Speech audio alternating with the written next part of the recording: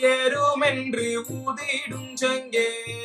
சொன்ன நாட்டில் விடி வெள்ளி கிளம்ப ஜோதி கொடி ஏறும் என்று ஊதிடும் சங்கே. நிருதயனன் நாட்டில் விடி வெள்ளி கிளம்ப தணிகை வள்ளலின் கோடி என்றூதிடும் சங்கே. காத்தெனும் கடல் முகமதுவென் சாலிகு தவக்கொடி வந்தேறும் என்று ஊதிடும் சங்கே. மேளவள நாட்டில் விடி வெள்ளி கிளம்ப